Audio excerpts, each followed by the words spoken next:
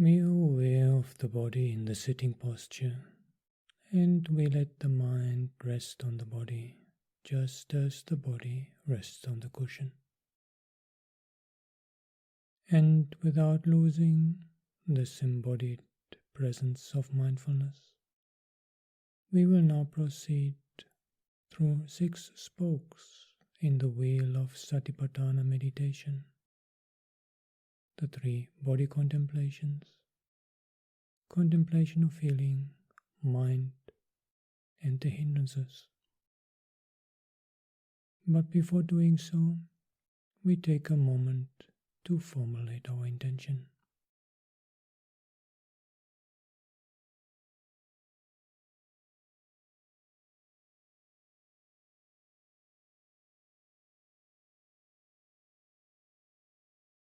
And having formulated our intention, we proceed to these body scannings done in one flow for anatomical parts and the elements, with the understanding that even though at times we may proceed very quickly, this is not in itself a sign of proficiency that we do them fast. It is just in order to be able to adjust our practice to what the present moment requires. And at other times, we might find it preferable to go very slowly, part by part. Beginning with the anatomical parts. Skin from the head moving down to the feet. Flesh from the feet moving up to the head. Bones from the head moving down to the feet. And we are aware of this body in the sitting posture, made up of skin, flesh and bones, cultivating an attitude of non-attachment.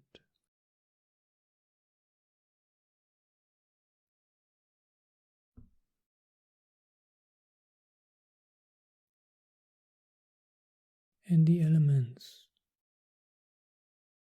starting with the earth element, from the head moving down to the feet.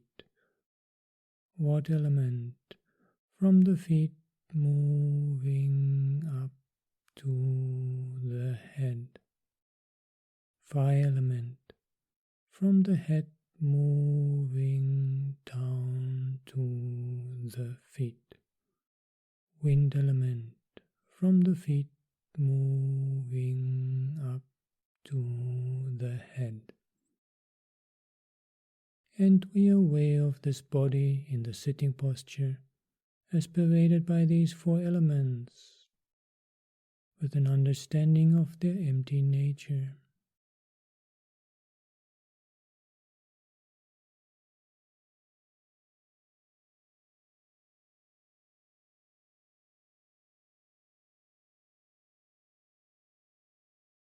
And we connect with the breath as that which connects us to life,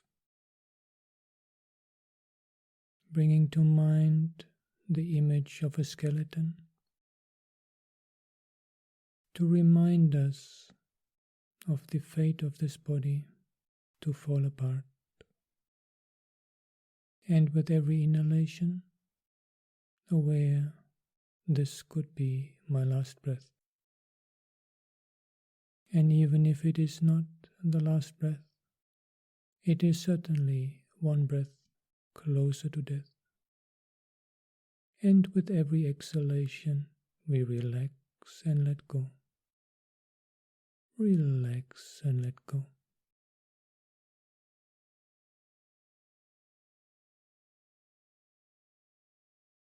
Feelings, pleasant feelings. From the head to the neck, shoulders, arms, hands, torso, hips, legs, feet, and painful feelings from the feet to the legs,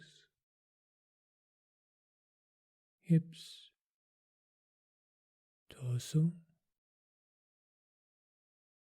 the hands, arms, shoulders, neck, head, and neutral feelings from the head to the neck, shoulders, arms, hands, torso, hips, legs, and the feet. And we are aware of this body in the sitting posture, of any feeling of the pleasant type, the unpleasant type, or the neutral type, manifesting in or on this body.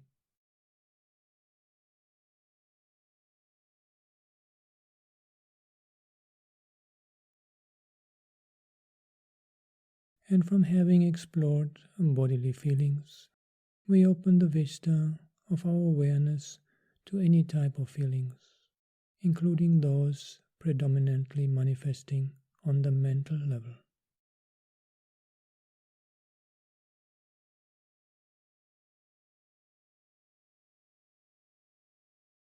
And from feelings, we proceed to mind, that which knows feelings, that which knows the body. In particular, aware of the mind in which mindfulness is present.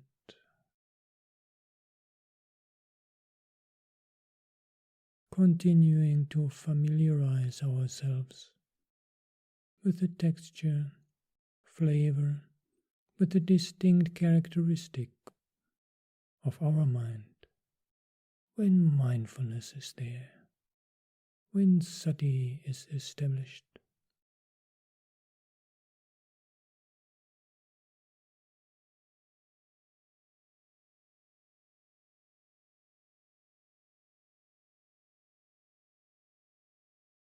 And with contemplation of body, feelings and mind, it has become so unmistakably clear to us that body, feeling, mind are impermanent phenomena. And what is impermanent cannot yield lasting satisfaction. It is dukkha. And what is dukkha cannot be the self. It is empty.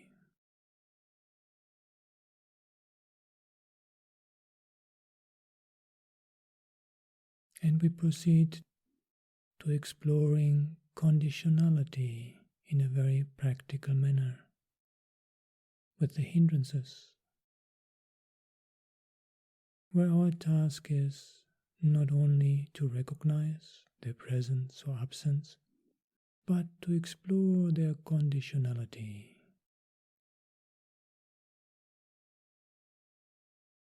We examine this mind. Let me see. Let me see if there's any manifestation on the surface level of the mind of sensual desire,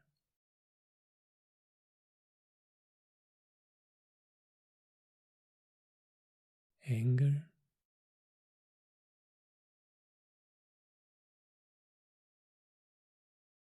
sloth and torpor,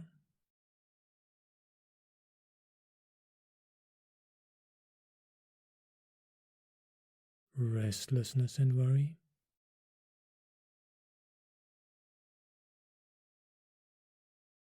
or doubt.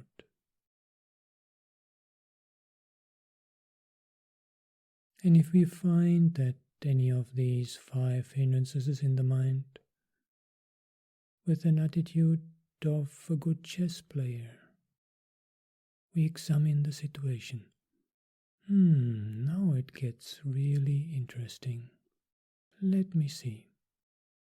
let me see how this hindrance managed to get into my mind. What were the causes and conditions for its arising?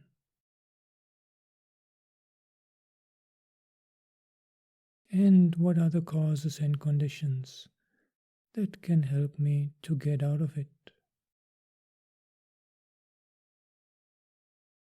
And what are the causes and conditions that will prevent its recurrence in future?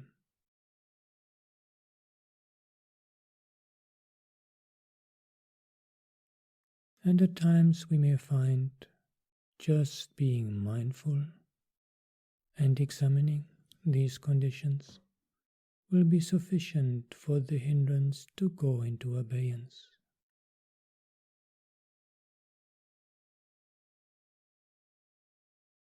If this is not the case, and if we wish to respond to these hindrances from within the scheme of our Satipaṭṭhāna meditation, then with sensual desire and anger, we may give, for a moment, attention to the impermanent nature of feelings, the impermanent nature of pleasant feelings to undermine sensual desire, and the impermanent nature of painful feelings to counter anger. And if sloth and torpor, or restlessness and worry are there, we may give attention to the subtle pleasure of being in the present moment.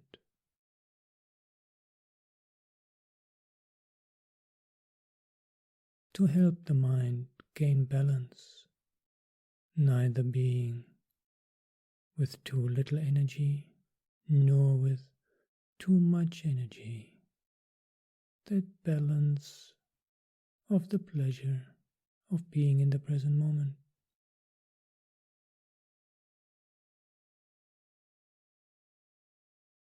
And if these should not suffice for us to emerge from the hindrance, then in the case of sensual desire, we may do contemplation of the anatomical parts to arouse an attitude of non-attachment. And in the case of anger, we may do contemplation of the elements, arousing the perception of emptiness as a way of deconstructing that solidified sense of ego that often stands behind anger.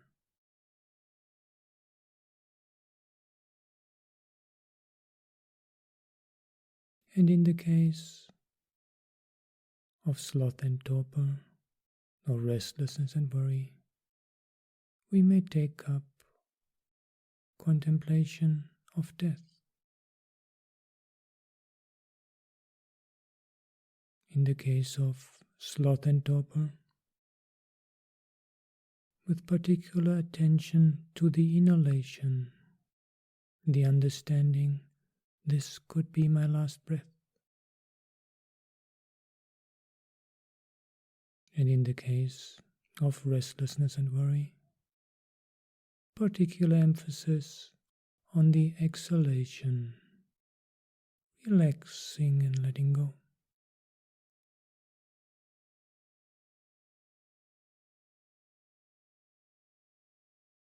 And in the case of doubt, we investigate. Some doubtful matters cannot be investigated now. They need to be set aside for a later time. But if the doubt concerns our practice, how to proceed, rather than feeling helpless, we investigate. Let me see. I don't know how to proceed now. So let me try. Let me try this way. See what happens. No, this didn't work.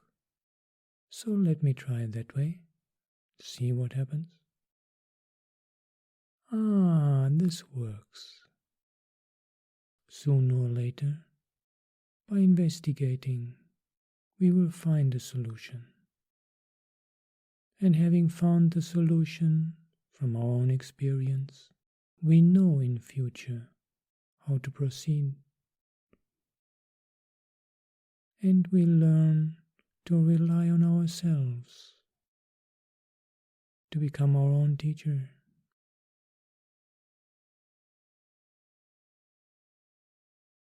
And sooner or later a time comes when none of these hindrances manifests in the mind.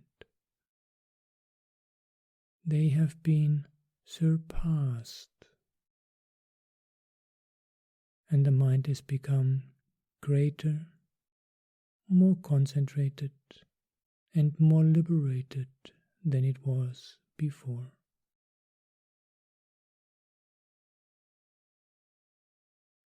What a relief! What a relief to be, even for a moment, free from being overpowered by these hindrances.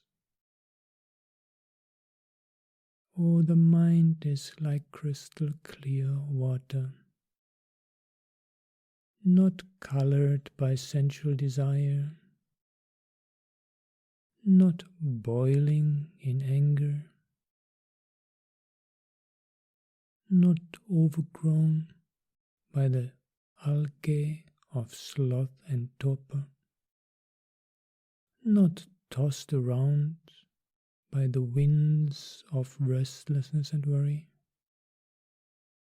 not muddied and darkened by doubt. What a relief, like having settled a debt, having recovered from disease, having been released from prison and slavery, having safely completed the dangerous journey. And we rejoice in this condition of the mind of temporary freedom from the hindrances.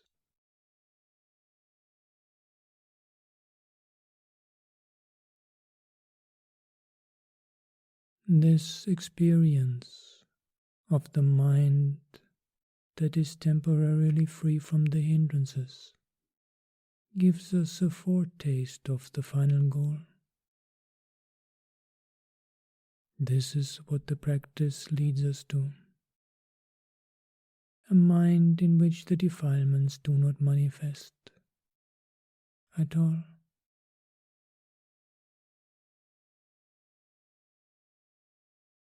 A mind forever free from the hindrances.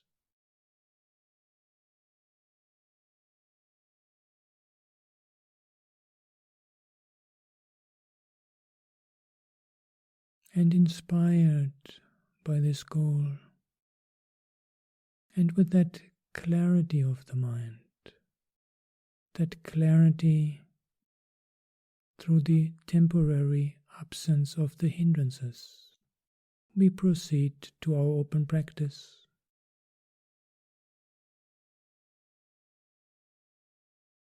Opening up to experience at any of the 6 dance doors, in whatever way it unfolds. Just aware of it.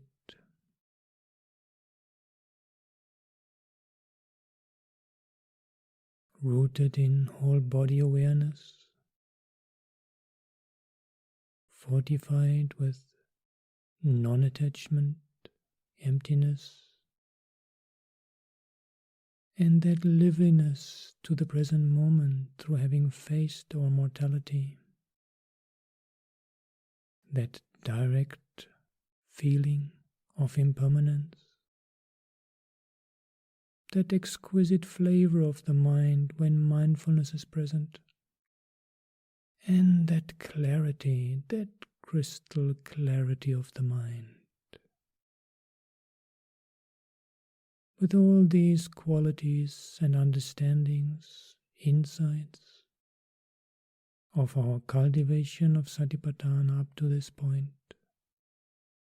we face the present moment in whatever way it unfolds, just aware, just mindful of the flow of experience, of the process of experience, of the all-pervading characteristic of impermanence, changing phenomena,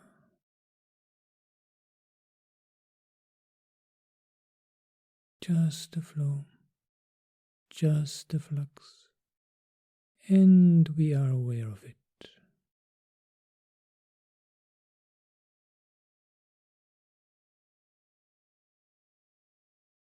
Planting the seeds of wisdom, growing the seeds of insight, step by step, we are progressing on the path to complete freedom of the mind from all defilements. Keep practicing like this.